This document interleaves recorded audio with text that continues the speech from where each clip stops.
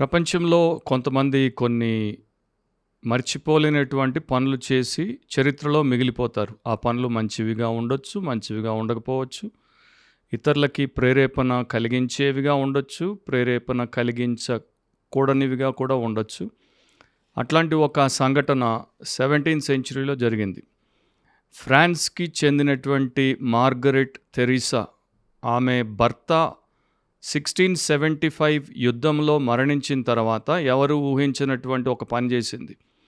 ఆయన యొక్క దేహం నుండి ఆయన యొక్క హృదయాన్ని, హార్ట్‌ని బయటికి తీయించి దాన్ని ఆమె యొక్క మహల్‌లో ఎక్కడైతే ఆమె బ్రతికేదో దాంట్లో ఒక గ్లాస్ కేస్‌లో, గాజు కేస్‌లో దాన్ని భద్రపరిచి ఆమె ఎదుట పెట్టుకొని ప్రతిరోజు దాదాపు ఆయన మరణం తర్వాత 29 సంవత్సరాలు ఆమె బ్రతికింది. 1675లో ఆయన మరణించాడు. 1704లో ఈమె మరణించింది.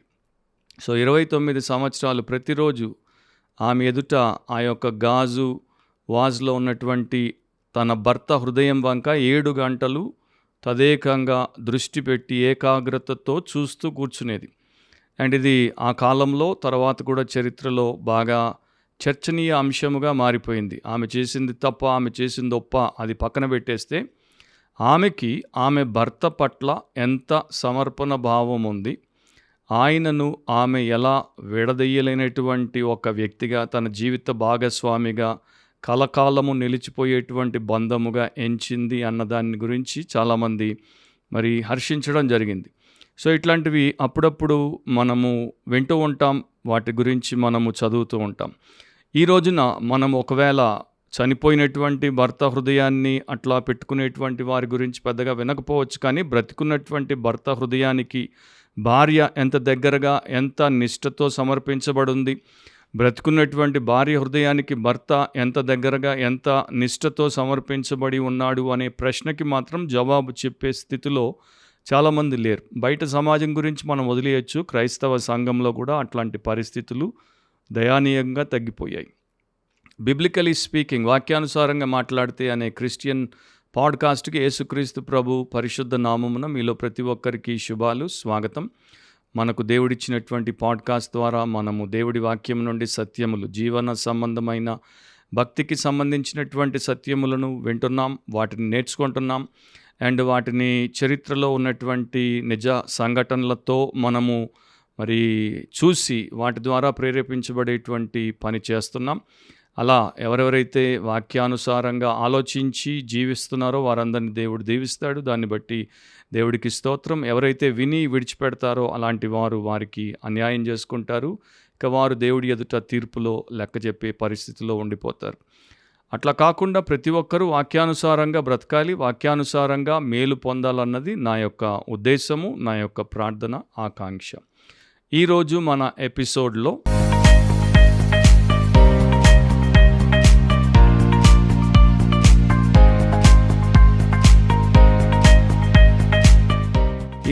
ఎపిసోడ్లో మన అంశం ఏంటంటే బిబ్లికల్ మ్యారేజ్, వాక్యానుసారమైన వివాహం.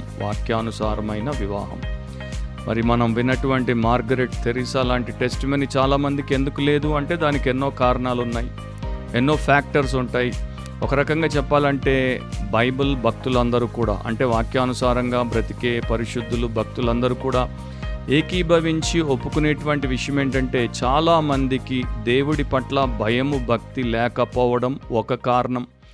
రెండవది, చాలామందికి వాక్యంలో విశ్వాసము లేకపోవడం ఒక కారణం. మూడవది, ఆత్మానుసారంగా నడుచుకోకపోవడం ఒక కారణం.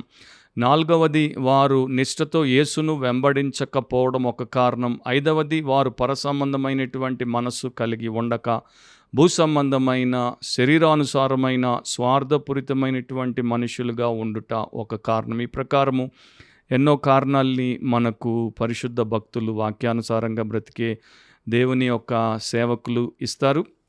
అండ్ అది ఖచ్చితంగా 100% సత్యం. ఆదికాండంలో 1-2 అధ్యాయాలు మీరు తీసుకుంటే ఆరంభాల గురించి మనకు అక్కడ స్పష్టంగా చాలా సత్యాలు రాయబడ్డాయి. అక్కడే వివాహ వ్యవస్థను దేవుడు ప్రారంభించాడు. సో వివాహము అనేది దేవుని యొక్క పరిశుద్ధ వ్యవస్థ. వివాహము దేవుడి యొక్క నిత్యమైనటువంటి ప్రణాళికలో నుండి వచ్చినటువంటి ఒక శక్తివంతమైనటువంటి మానవ వ్యవస్థ.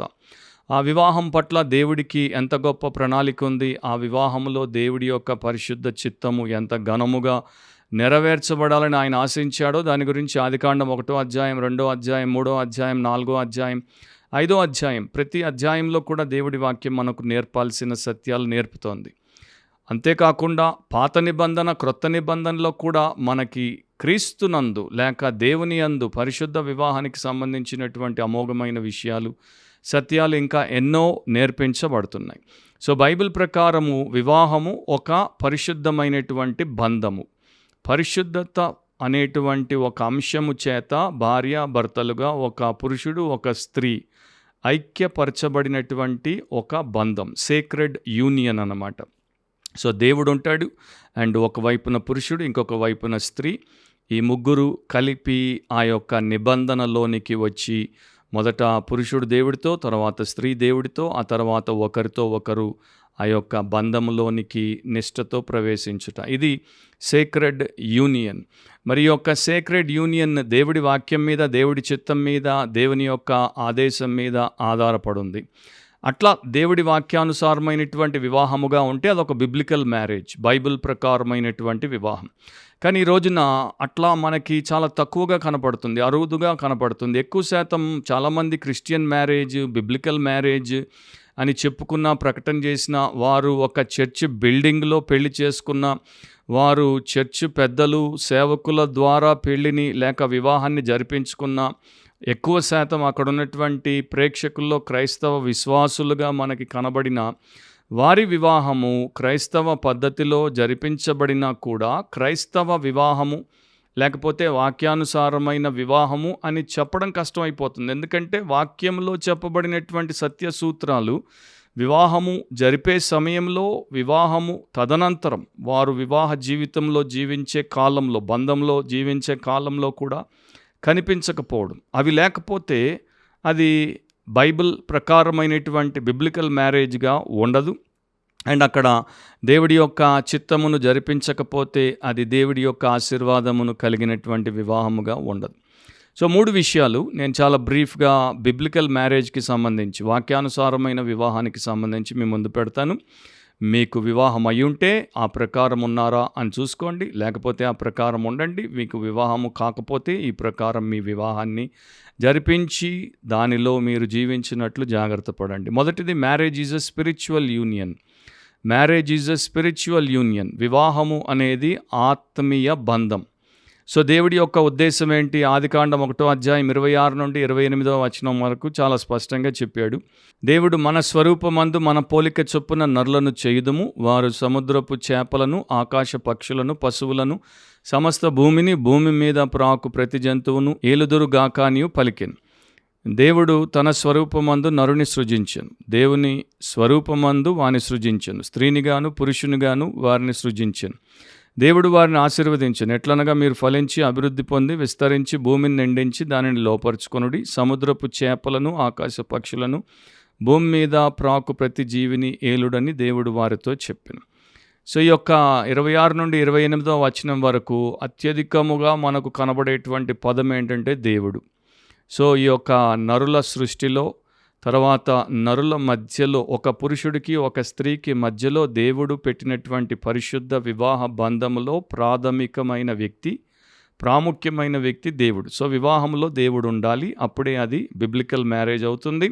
రెండవది, వివాహము దేవుడి చిత్త ప్రకారం జరగాలి, అప్పుడే అది బిబ్లికల్ మ్యారేజ్ అవుతుంది. అండ్ ఇక్కడ ఈ వచనాల్లో ఇంకొక పదాన్ని కూడా మనం 3 సార్లు చూస్తాం, అది స్వరూపమందు, స్వరూపమందు, స్వరూపమందు.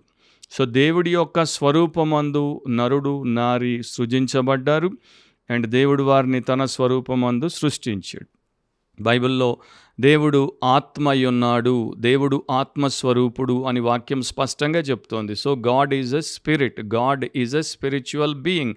So we are also spirit beings are spiritual beings. మనం కూడా ఆత్మ సంబంధులము. ప్రాథమికంగా మనము ఆత్మ అయ్యున్నాము. మనల్ని దేవుడు ఒక దేహంలో పెట్టి లోకంలో బ్రతికింపజేస్తున్నాడు. అందుకనే ప్రసంగి 12లో కూడా ఉంటుంది, మన్నైపోయినప్పుడు ఆత్మ తనను దయచేసినటువంటి దేవుని వద్దకు తిరిగి వెళ్ళిపోతుందని. సో ఆత్మ సంబంధమైనటువంటి మనము ఈ యొక్క వివాహ బంధంలోనికి వచ్చినప్పుడు అది ప్రాథమికముగా ఆత్మీయ బంధమై ఉంది. అదొక స్పిరిచువల్ బాండ్ లేకపోతే స్పిరిచువల్ యూనియన్ అయి ఉంది. దాన్ని మనం ఎప్పుడు మరచిపోకూడదు. సో దేవుడి వివాహంలో మనకు కనబడేదేంటి? ఒక పురుషుడు, ఒక స్త్రీ, 1 మ్యాన్ 1 ఉమన్, మోనోగామస్ అంటే ఒకే ఒక వ్యక్తితో వివాహ బంధము అనేది ఏర్పరచుకోవాలి. 2తో 3తో లెక్కలేనంత మందితో వివాహ బంధము దేవుడి చిత్తం కాదు. రెండవది, స్త్రీ పురుషుల మధ్యలో మాత్రమే దేవుడి యొక్క వివాహ వ్యవస్థ నిర్మించబడింది, కొనసాగుతుంది. దాన్నే దేవుడు గుర్తించాడు, గౌరవిస్తాడు, ఆమోదిస్తాడు. ఈ రోజుల్లో వికృతం ఎంత విస్తరించిపోయిందంటే ఒక పురుషుడు మరొక పురుషుడిని వివాహం చేసుకోవడం, ఒక స్త్రీ ఇంకొక స్త్రీని వివాహము చేసుకోవడం, లేక ఒక స్త్రీ కానీ ఒక పురుషుడు కానీ ఒక ట్రాన్స్ జెండర్ అంటే పురుషుడో స్త్రీయో తెలియనటువంటి అస్తవ్యస్తమైన ఒక అధోగతి పాలయ్యే మనిషిని చేసుకోవడం, ఆర్ ఒక వ్యక్తి, ఒక స్త్రీ కానీ పురుషుడు కానీ ఒక జంతువుని పెళ్లి చేసుకోవడం, ఒక స్త్రీ కానీ ఒక పురుషుడు కానీ ఒక వస్తువుని పెళ్లి చేసుకోవడం, ఇదంతా కూడా వికృతమైనటువంటి చేష్ట. దాన్ని దేవుడు ఎన్నటికీ కూడా ఆశీర్వదించాడు, దాన్ని దేవుడు ఎప్పుడో తృణీకరించాడు. సో వివాహం అనే పరిశుద్ధమైనటువంటి ఈ యొక్క వ్యవస్థను తృణీకరించినటువంటి వారు, కలుషితం చేసినటువంటి వారు, కాలరాచినటువంటి వారు ఎక్కువ పోతున్నటువంటి దినాల్లో దేవుని యందు విశ్వాసం ఉంచి భయం భక్తి కలిగినటువంటి పరిశుద్ధులు దేవుడి వివాహమును ఎట్లా పెట్టుకోవాలి? బిబ్లికల్గా పెట్టుకోవాలి. అంటే వాక్యానుసారంగా వివాహమును వారు పెట్టుకోవాలి. సో ఆదాము అవ్వలకు దేవుడు అట్లాంటి గొప్ప ఆదర్శప్రాయమైనటువంటి బంధముగా వారిని చేసి ప్రపంచం ముందు పెట్టాడు. సరే, వారు పాపము చేసి వారు పతన జీవులైపోయారు. ఆ ప్రకారం వారి సంతానం అంతా అంటే మనమంతా కూడా పతన జీవులమైపోయాం. కానీ దేవుడికి స్తోత్రం, ఆయన కుమారుడు మన రక్షకుడైన యేసుక్రీస్తు ద్వారా మనల్ని, యేసుప్రభు శిలువలో చేసినటువంటి విమోచన కార్యము ద్వారా, ఆయన యొక్క శిలువ మరణం, భూస్థాపన, పునరుత్థానముల ద్వారా మనల్ని నూతన సృష్టిగా చేసి మనకు నవీన స్వభావాన్నిచ్చి తిరిగి దేవుడి పోలికలో మనల్ని స్థాపించాడు కనుక ఇప్పుడు మనము ఆత్మీయ బంధములో, పరిశుద్ధ వివాహములో దేవుడి చేత జతపరచబడుతున్నాం. అందుకని ఎఫెసీ పత్రికలో 5వ అధ్యాయంలో 23 నుండి 28 వరకు మనకు తెలిసినటువంటి వాక్య భాగము ప్రతినిత్యం మనం వింటూ ఉంటాం. వివాహ సందర్భాల్లో దాని గురించి బోధలు మనకు వినపడుతూ ఉంటాయి. మరి ఒక స్త్రీ, ఒక పురుషుడు క్రీస్తు యేసుకి, సంఘానికి, అంటే పురుషుడు యేసుక్రీస్తుకి, స్త్రీ సంఘానికి ఎట్లా సాదృశ్యమై ఉన్నారు, అండ్ యేసుప్రభు ఆ సంఘమును పవిత్రపరచుకొనుటకు తాను ఎట్లా త్యాగము చేసుకున్నాడు, దాన్ని ఎలా పరిశుద్ధపరచాలి, నిర్దోషమైనదిగా మహిమ గల సంఘముగా, ముడత మచ్చ అట్లాంటిది ఏమీ లేనిదిగా చేయాలనుకున్నాడు. ఆ ప్రకారమే స్త్రీ పురుషులు ఆత్మీయ బంధములోనికి వచ్చినప్పుడు ఆత్మ సంబంధులుగా ఒకరికి ఒకరు అలాంటి దృష్టికోణముతో ఉపయోగపడాలి. అది దేవుడి చిత్తం. హెబ్రీ పత్రిక 13వ అధ్యాయం 4 నుండి 6వ వచనం వరకు కూడా మీరు చూస్తే వివాహం అన్ని విషయములలో ఘనమైనదిగాను పానుపు నిష్కల్మషమైనదిగాను ఉండవలెను. వేశ్యా సంగులకును వ్యభిచారులకును దేవుడు తీర్పు తీర్చును. ధనాపేక్ష లేని వారై మీకు కలిగిన వాటితో తృప్తి పొంది ఉండుడి. నిన్ను ఏమాత్రమును విడవను, నిన్ను ఎడబాయను అని ఆయనే చెప్పాను కదా. కాబట్టి ప్రభు నాకు సహాయుడు, నేను భయపడను, నరమాత్రుడు నాకేమి చేయగలడు అని మంచి ధైర్యంతో చెప్పగలవారమై ఉన్నాం. సో ఇక్కడ చాలా విషయాలు ఉన్నాయి, కానీ ప్రాథమికంగా వివాహము అన్ని విషయములలో ఘనమైనదిగా ఉండాలి. వివాహమును ఆ పరిశుద్ధులు ఘనమైనదిగా ఎంచాలి. సో వివాహమును ఘనమైనదిగా ఎంచాలంటే వాక్యానుసారంగా, దైవ చిత్తానుసారంగా దాన్ని మనము జరిపించి దాని ప్రకారము జీవించాలి. అప్పుడే అది అట్లా ఉంటుంది. ఇక్కడ వివాహం గురించి మాట్లాడినప్పుడు దాంట్లో ఉండకూడదు ఏంటో దేవుడు చెప్పాడు. ఒకటి, వ్యభిచార సంబంధమైన పాపము ఉండకూడదు. వివాహానికి ముందు, వివాహము తర్వాత వ్యభిచార సంబంధమైన పాపం ఉండకూడదు. దాని గురించి సెకండ్ పాయింట్లో ఇంకొంత చెప్తాను. తర్వాత వివాహము అనేది ధనాపేక్ష మీద ఆధారపడి జరపకూడదు.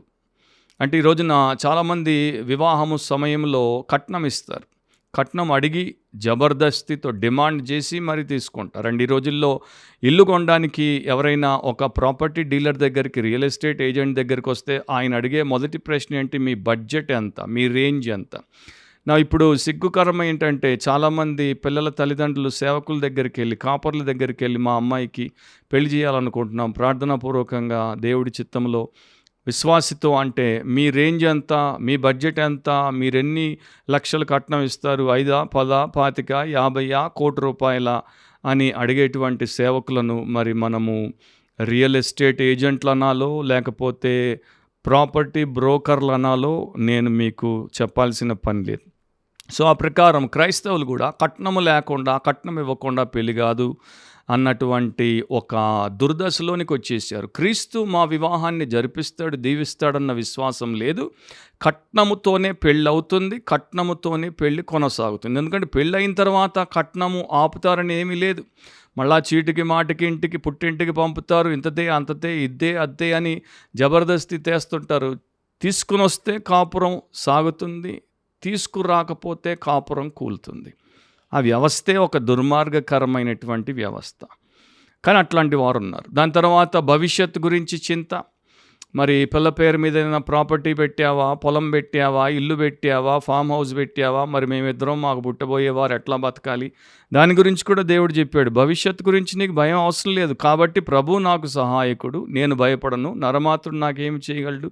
ఎందుకంటే ఆయన నిన్ను ఏమాత్రం విడవడు, నిన్నేమాత్రం ఎన్నడు ఎడబాయడు, ధనాపేక్ష లేకుండా కలిగిన వాటితో తృప్తి పొంది ఉండమని దేవుడు చెప్పాడు. సో మీరు ఆలోచించండి, ఎప్పుడైనా అట్లా వివాహ వ్యవస్థకు దేవుడు వెనువెంటనే ఇచ్చినటువంటి ఆదేశాలను మీరు పొందుపరిచి చూసుకున్నారా?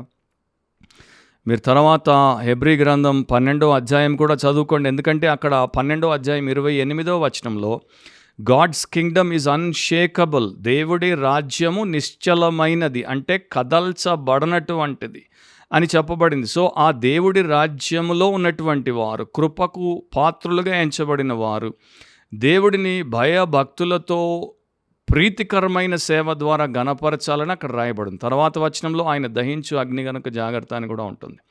సో అదే కంటిన్యూయేషన్లో 13వ అధ్యాయాన్ని గ్రంథకర్త రాసుకుంటూ పోయాడు. సో దాంతో మీరు కలిపి చూసుకుంటే వివాహ వ్యవస్థ ఎంత ఘనమైనదో అర్థమవుతుంది. డీజే వాల్డీ అనే ఒక రచయిత వివాహం గురించి ఇట్లా రాశాడు: ఒంటరిగా జీవించుట దుర్భరమైనటువంటి జీవితం. ఎందుకంటే ఒంటరిగా ఉన్నటువంటి వానికి జీవిత భాగస్వామి ఉండదు గనుక సహచర్యం ఉండదు, లైంగిక సుఖం ఉండదు, తర్వాత వారి జీవితంలో వారు చేసుకునేటువంటి పనుల్లో ఇంకొకరి సహాయము వారికి లభించదు అని చాలామంది అనుకుంటారు. కానీ నిజానికి ఆలోచించాల్సినటువంటి విధానం అది కాదు. మనం ఆలోచించాల్సింది ఏంటంటే, మనము వివాహము చేసుకోకపోతే ఏం కోల్పోతున్నామని కాదు, మనం వివాహము చేసుకోకపోతే ఏమీ ఇవ్వలేకపోతున్నామన్నది మనకి ఆలోచనగా ఉండాలి. చాలామంది చూడండి, క్రిస్టియన్ యూత్ని, అబ్బాయిల్ని అమ్మాయిల్ని, వెల్ ఎడ్యుకేటెడ్, వెల్ ఎస్టాబ్లిష్డ్, కానీ వారి యొక్క మ్యారేజ్ మోటివ్ ఏంటి? ఆమెను చేసుకుంటే, ఆయన్ని చేసుకుంటే నాకేమొస్తుంది, ఏమిస్తారు, నన్ను ఎట్లా సుఖంగా పెడతారు, అదే వారి యొక్క thinking, which is completely unbiblical, unspiritual. కానీ నేను వారికి ఏమివ్వగలను? ఎందుకంటే బైబిల్లో ఒక సూత్రం ఉంది, పుచ్చుకొనుట కంటే ఇచ్చుట ధన్యమని. అది ఇక్కడ మ్యారేజ్లో కూడా పనిచేస్తుంది. నా భార్య దగ్గర, నా భర్త దగ్గర నేను ఏమేమి పొందగలను కాదు, నేను వారికి ఏమేమి యేసునామమును ఇవ్వగలను, దేవుడి పేరట ఏ రకంగా వారిని దీవించగలను అనే ఆలోచన చాలామందికి లేదు. వింటున్నటువంటి మీలో ఎంతమందికి ఉందో మీరు ఇప్పుడే చూసుకుంటే మీకు ఇప్పుడే అర్థమైపోతుంది. సో ఆయన అంటాడు, వివాహము చేసుకోకపోతే ఒక గొప్ప అవకాశమును మనము చేజార్చుకుంటున్నాం. అదేంటంటే నిన్ను వలె నీ పొరుగు వారిని ప్రేమించుట. సో ఇది క్రీస్తు కాలంలో ఎంత విప్లవాత్మకమైన విషయమో మన కాలంలో కూడా అంతే విప్లవాత్మకమైన విషయము. ఎందుకంటే ఇది మనకి ఆలోచించడానికి కష్టంగా అనిపించవచ్చు, మరి అసంబద్ధంగా అనిపించవచ్చు, అన్యాయముగా అనిపించవచ్చు. కానీ ఈ రకమైనటువంటి వివాహంలోనే మనకి నిజముగా సమస్త జ్ఞానమునకు మించిన దేవుడి సమాధానము లభిస్తుంది. సో నేను ఇప్పుడు వివాహమును వాక్యానుసారమైన రీతిలో చూసినప్పుడు నాకేమర్థం అవుతోంది? వివాహము నన్ను నా యొక్క సమయము నుండి స్వేచ్ఛ పరుడిగా చేస్తోంది, నా ధనము నుండి నాకు స్వాతంత్రాన్ని ఇస్తోంది, నా ప్రేమ అనురాగముల నుండి నాకు స్వాతంత్రాన్ని ఇస్తోంది. వివాహము నా హృదయాన్ని మారుస్తోంది.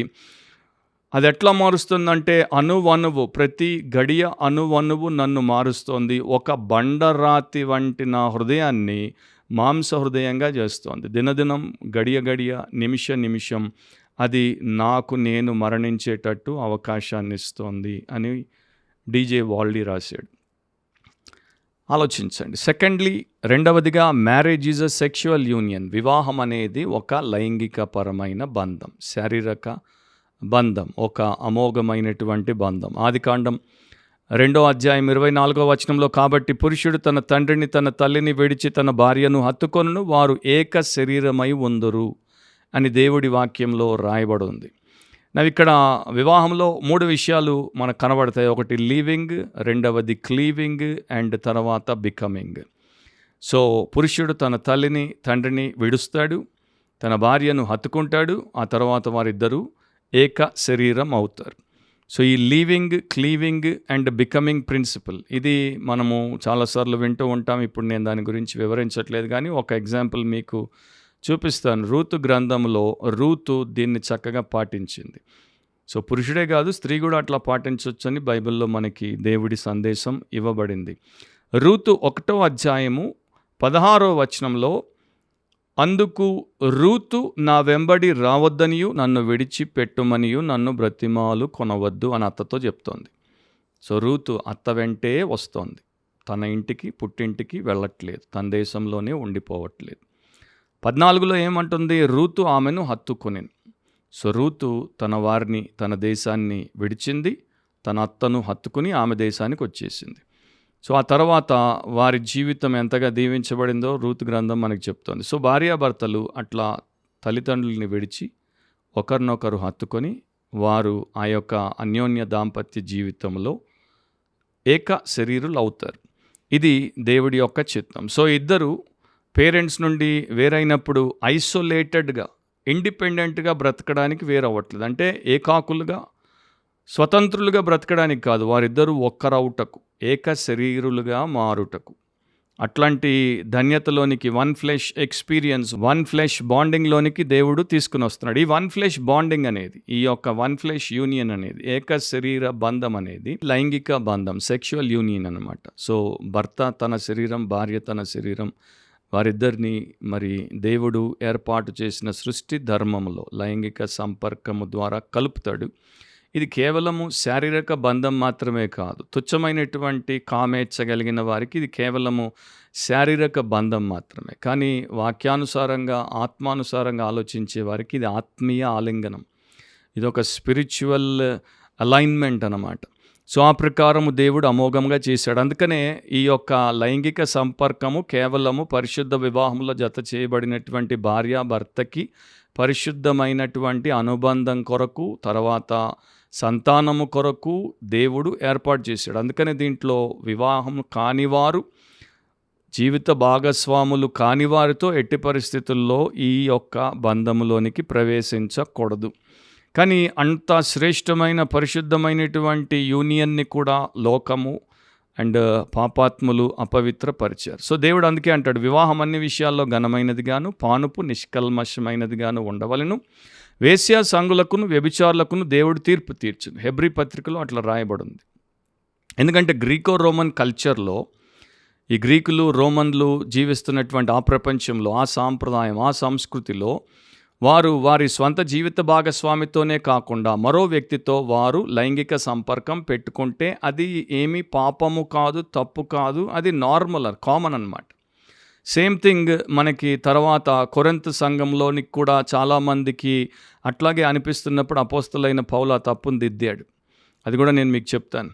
కాకపోతే అదే మెంటాలిటీ ఈరోజున క్రైస్తవ లోకం ప్రపంచవ్యాప్తంగా వచ్చేసింది. కనుకనే పెళ్లి కన్నా ముందు సెక్స్లో పాల్గొనడం, పెళ్ళైన తర్వాత ఎక్స్ట్రా మ్యారిటల్ అఫేర్స్లో ఉండి చాలామంది పతనమైపోవడం అనేది మనకు కనబడుతుంది. సో దేవుడు ఏమంటున్నాడు? వేశ్యా సంగులకు, వ్యభిచారులకు దేవుడు తీర్పు తీరుస్తాడు.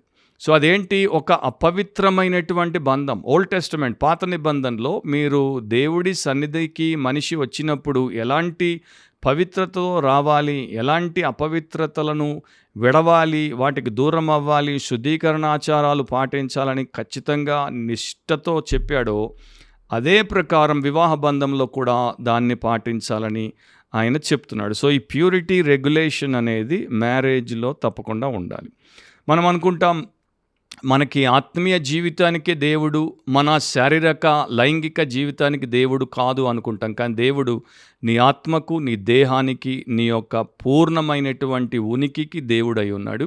సో నీవు ఆత్మతో, సత్యముతో, దేహముతో, సమస్తముతో ఆయన్ని పవిత్రంగా ఆరాధించాలి.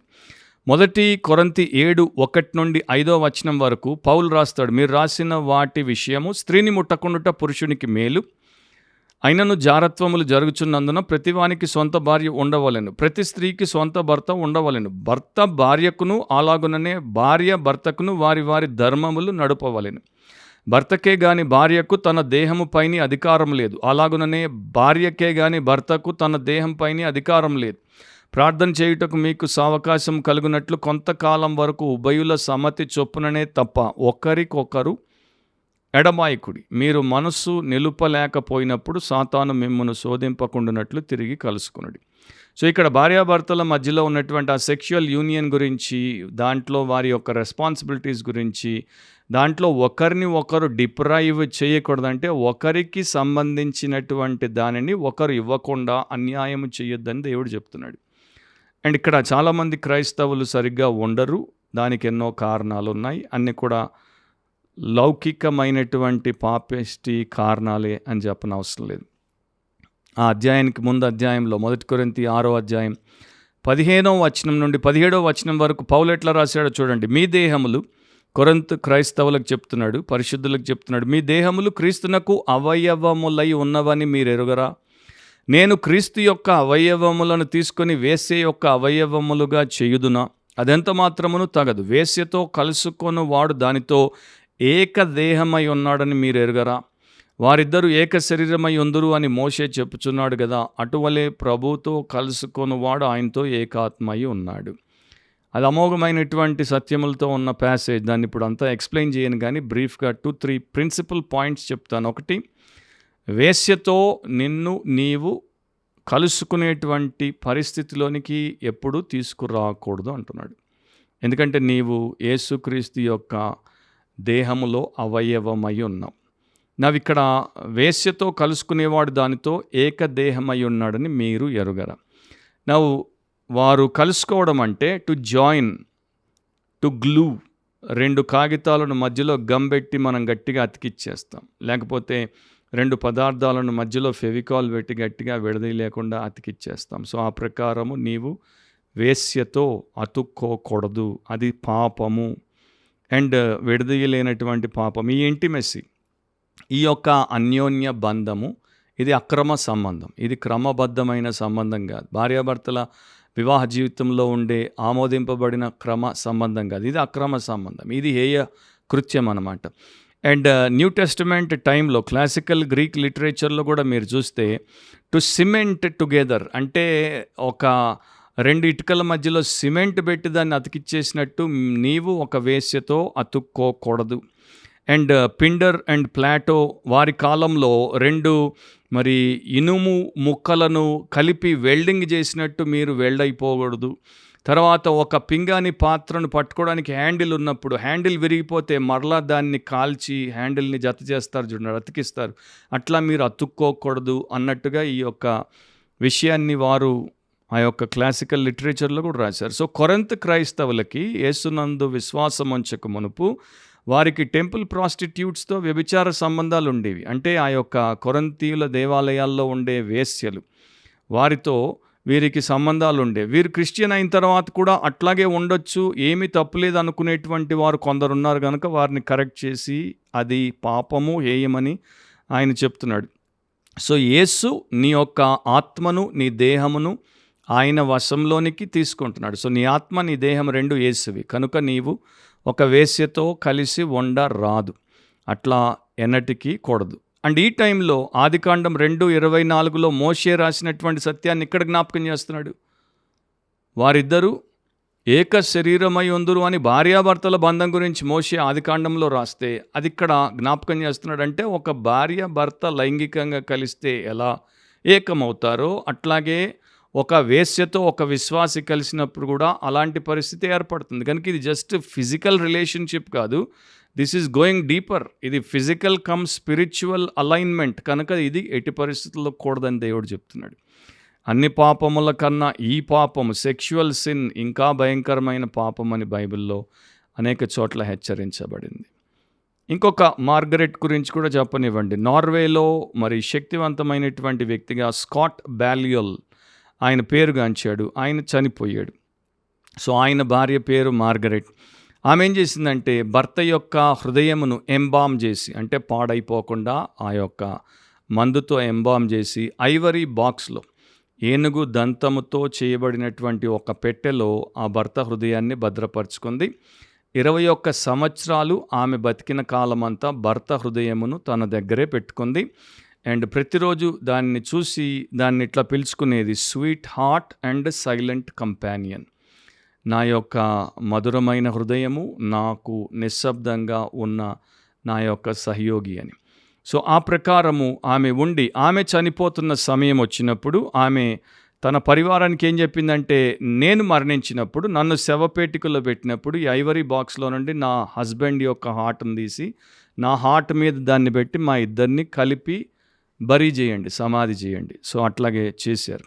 సో అట్లా ఫస్ట్ టైం ప్రపంచానికి స్వీట్ హార్ట్ అనేటువంటి పదము వచ్చింది, ఉనికిలోనికి వచ్చింది. సో అందుకనే ప్రేమికులు you are my sweetheart అని పిలుచుకోవడం, లేకపోతే భార్యాభర్తలు డార్లింగ్ అనడమే కాదు, స్వీట్ హార్ట్ అని పిలుచుకోవడం మీరు వింటూ ఉంటారు. సో ఆమె ద్వారా ఇది ప్రపంచానికి ఇవ్వబడింది. ఇప్పుడు అట్లా అందరూ చెయ్యాలని ఎక్కడా లేదు, నేను ససేమిరా దాన్ని చెప్పట్లేదు.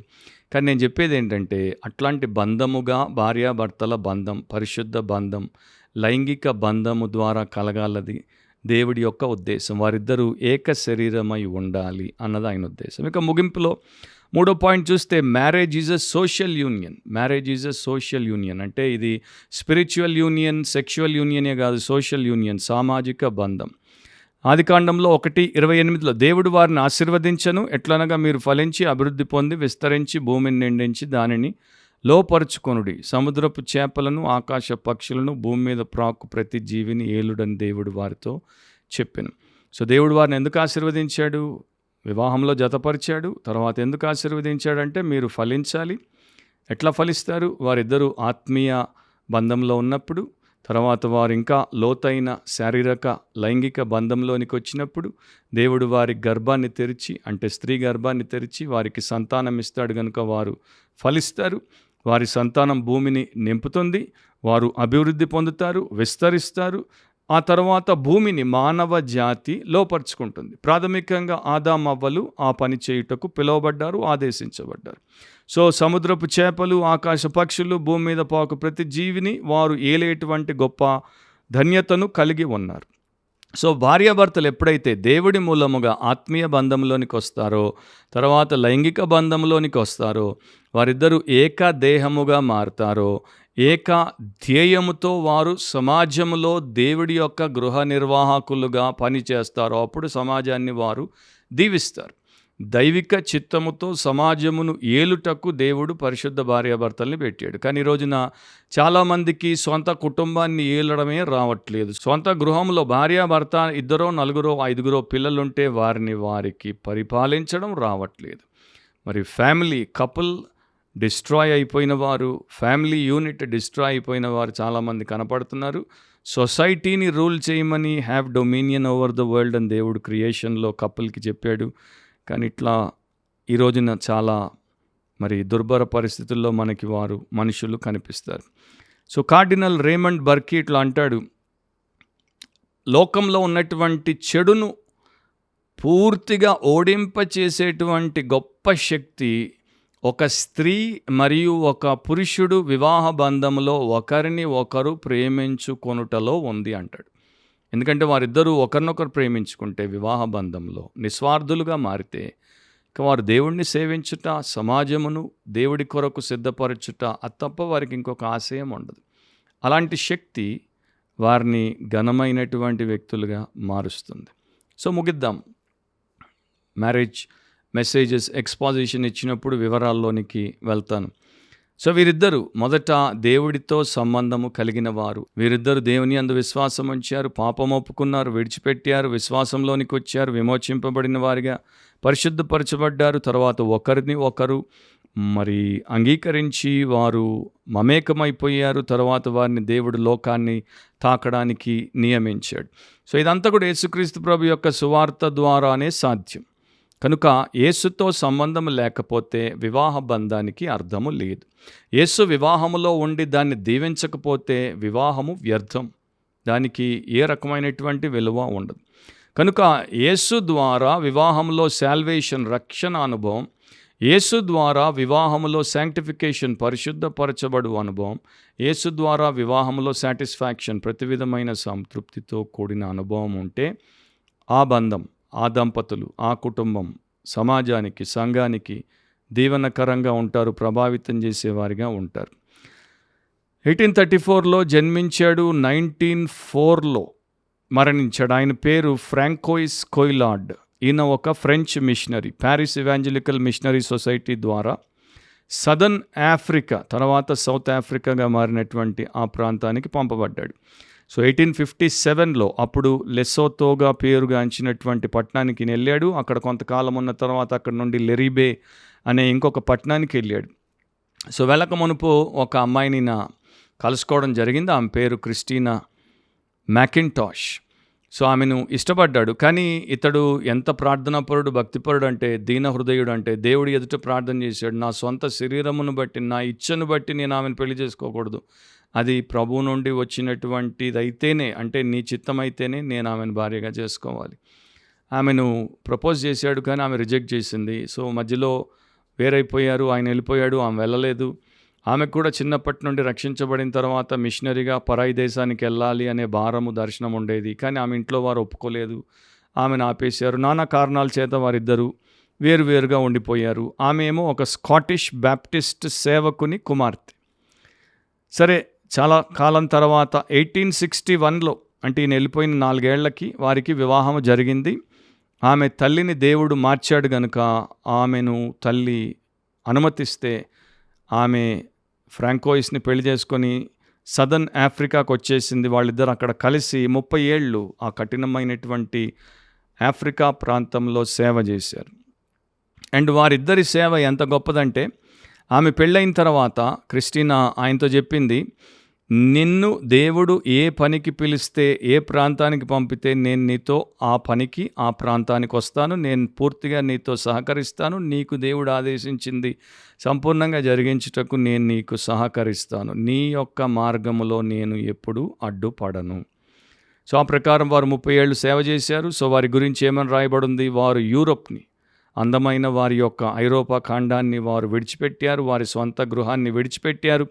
వారు సెలవులను, షికార్లను విడిచిపెట్టేశారు. వారి ఏకాంతాన్ని విడిచిపెట్టేశారు. వారు విద్యను విడిచిపెట్టేశారు. చాలా ప్రపంచంలో అందమైనటువంటి విషయములన్నింటికీ దూరం అయిపోయారు. అండ్ వారికి స్వంత గృహం కూడా లేదు. ఎద్దులతో కట్టబడినటువంటి లాగబడే ఒక బండిలో, అంటే ఒక మొబైల్ వ్యాగన్లో వారు బతికిన కాలమంతా.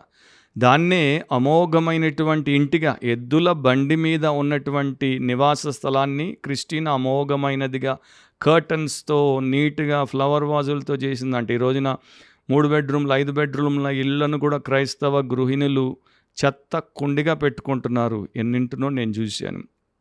ఎద్దుల బండిని ఆమె అంత చక్కటి గృహంగా చేసింది ఆ టైంలో. అంటే చూడండి మరెంత చక్కని మనిషో.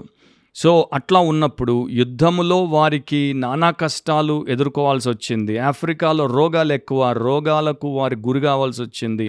పురుగు పుట్ర ఎక్కువ. అండ్ వారిని ఎన్నోసార్లు హత్య చేసే ప్రయత్నాలు ఆ తెగ ప్రజలు చేస్తే దేవుడు వారి బారి నుండి వారిని బతికించాడు. నిరంతరం వారికి బెదిరింపులు వచ్చేవి. ఎన్నోసార్లు వారు ఎన్నో అష్టకష్టాలు పడినా కూడా 30 ఏళ్ళు ఈ విషయాల గురించి వారి స్వంత వారికి, యూరోప్లో ఉన్న వారికి మాకింత కష్టం అవుతోంది, మాకింత బాధ అవుతోంది అని చెప్పకుండా దేవుడిని సేవించారు. వారు విడిచిపోయిన సేవ తర్వాత దేవుడు ఇంకా విస్తరింపజేశాడు. సో ఇట్లా సోషల్ యూనియన్, భార్యాభర్తల్ని దేవుడు ఎందుకు పెట్టాడంటే స్వార్థం కోసం కాదు, సొంత కుటుంబం కోసం కాదు, సమాజ క్షేమం కోసం. ఆ ప్రకారం వారు చేశారు. సో బిబ్లికల్ మ్యారేజ్ ఇంకా ఎన్నో సత్యాలు వాక్యంలో ఉన్నాయి, మీరు తెలుసుకోవచ్చు. యూనియన్, కమ్యూనియన్, కమిషన్, కాంట్రిబ్యూషన్, 4 విషయాలు క్రిస్టియన్ కపుల్ చేయాల్సి ఉంది. వారిద్దరు అట్లా ఐక్యపరచబడాలి, వారిద్దరికి అట్లా అన్యోన్య సహవాసం ఉండాలి. వారిద్దరు దేవుడి ఆదేశాన్ని మరి ఇతరులకు వారి యొక్క కాంట్రిబ్యూషన్ అందించేవారిగా, అంటే వారి యొక్క సహాయాన్ని అందించేవారిగా ఉండి అనేకులను దీవెనకరంగా చెయ్యాలి. దేవుడికి మహిమ, ఇతరులకు మేలు కలిగే మాదిరికరమైన దంపతులుగా ఉండాలి. మీరు అట్లా ఉంటారని, మీరు అట్లా వివాహాల్లో జతపరచబడతారని ఆశిస్తున్నాను, ప్రార్థిస్తున్నాను. మరొకసారి బిబ్లికలీ స్పీకింగ్, వాక్యానుసారంగా మాట్లాడితే అనే క్రిస్టియన్ పాడ్కాస్ట్లో మనం కలుసుకునేంత వరకు మర్చిపోవద్దు. వాక్యానుసారంగానే ఆలోచించండి, వాక్యానుసారంగానే కోరుకోండి, వాక్యానుసారంగానే మాట్లాడండి, వాక్యానుసారంగానే ప్రవర్తించండి, వాక్యానుసారంగానే జీవించండి. ఎందుకంటే వాక్యానుసారంగా కాక మరో విధంగా క్రైస్తవులు జీవించకూడదు. జీవిస్తే క్రైస్తవులే కారు. మీకు, మీ కుటుంబానికి, మీ సంఘానికి దైవాశీర్వాదం కలుగునుగాక. ఆమేన్.